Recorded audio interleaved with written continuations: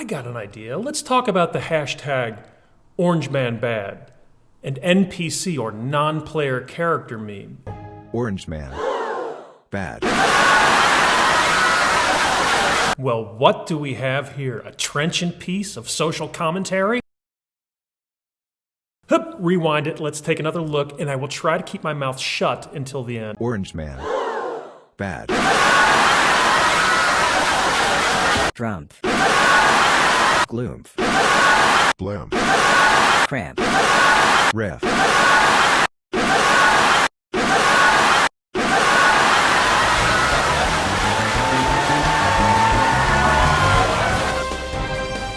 Breaking news. Orangeman bad. Orangemanbad. Orangeman. I mean, political affiliations aside, you got to give this dude credit, all right? I'm serious. Put your politics aside for a second and give this some credit. Rewind that shit. Orangemanbad. Orangeman.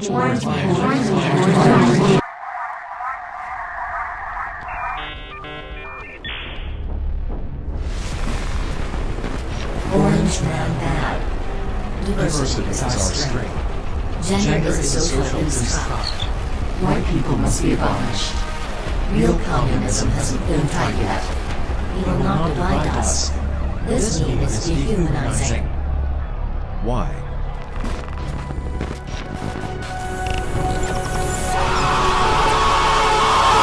You know what, this is a perfect example of the right being unchained, the alt-right particularly being unchained, unfettered, unhindered by the structures of political correctness, microaggressions, and ideology to use humor, to use comedy as a weapon, as a tool. All right, so do me a favor and spare me the celebrating the alt-right comments.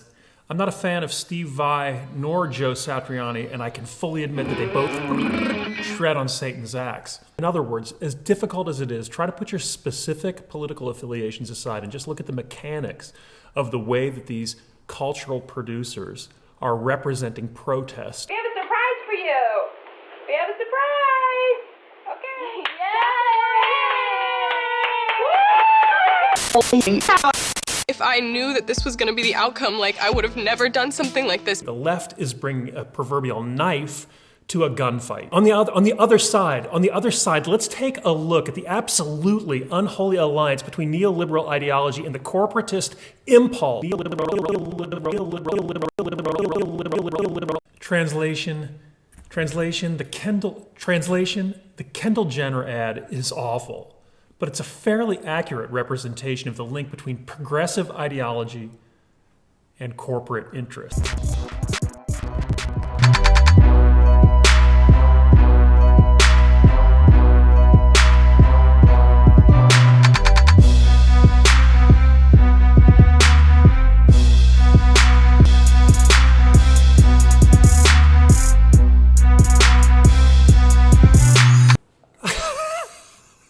I mean, there are literally no words.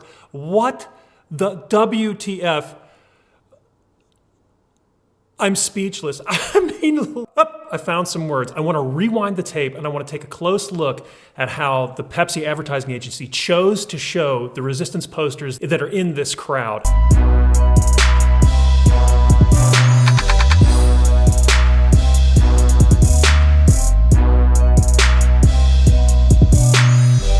This is actually a relatively accurate representation of the level of discourse that we find within the graphic design, within the homespun and professionally spun posters, placards, and banners that we find in this kind of milieu. Get a job. It's also a representation of how graphic design in general, the field of graphic design at its core is a form of virtue signaling. Here's a typical example that popped up in my Instagram feed this morning. The subtext is clear. If you disagree with me, you must be evil.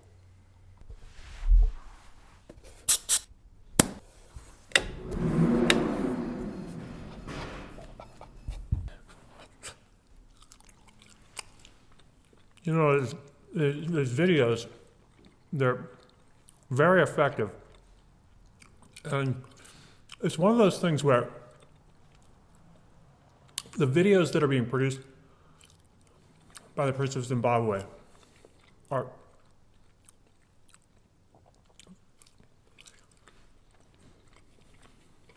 just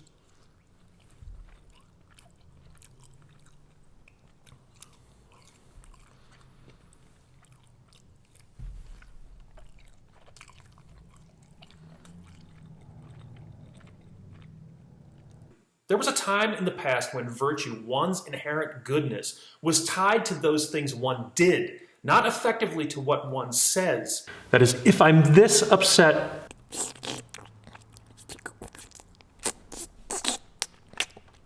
I must be better than you. Graphic design specifically and contemporary art are inherently concerned, are fundamentally concerned with the manner with which one speaks, the rhetorical components, the semiotic components, the nuance of language. In the hashtag Orangemanbad NPC meme, we do not fundamentally see virtue signaling. We don't fundamentally see the assertion of moral authority from the position of the creator of the video. Let's set side by side these two distinctly different forms of political intervention through media, and you tell me which one is more effective. All right, as a graphic designer, as an artist, think about it, which of these two forms of making, which of these two forms of media seem as if they have a greater likelihood of changing the mind, of changing the behavior of the person viewing the media? It's really that simple. So you're going to say that it's a false choice, a straw man argument, that I've stacked the deck by suggesting that those two videos represent the ideological poles. When I first got this offer, I mean, it's a huge company. The people I was following were so iconic and amazing. Michael Jackson's done it. This is actually a relative. How you doing? Well, in this video, what I'm really talking about is I'm talking about the idea that regardless of your political affiliation, regardless of whether you consider yourself a social justice warrior or if you're on the right end of the political spectrum, there are, let's face it, there are more and less effective ways of producing political action. The Prince of Zimbabwe videos, which could be seen as coming from an alt-right perspective or at least a right-wing perspective, the facts of the matter are, in my mind anyway, that they're exponentially more effective than the typical way that we see the left represent dissent. Now, feel free to bombard me, without a doubt, feel free to bombard me in the comments section below with all of the ways that I've gotten this wrong. But the point that I'm getting at is that in art schools and design schools, routinely, over and over and over again, I see a simplistic, an aphoristic, a simplistic way of representing a political viewpoint. Usually, it's through protest posters and placards, and the subtext of those forms of communication basically are a form of virtue signaling. The subtext is that if you disagree with me, if you disagree with the sentiment expressed on the placard, that somehow you're evil. Where the Prince of Zimbabwe videos seem to be a much more effective way of using both satire, but more importantly, at their core, they're not about a moral position. If anything, they're quite the opposite. What they're doing is they're attempting to open a window into a specific political perspective.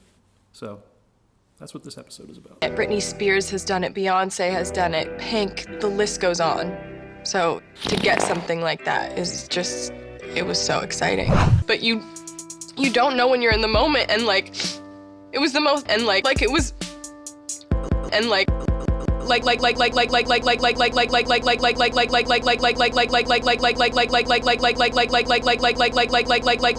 it was so, like, I just felt so stupid, and like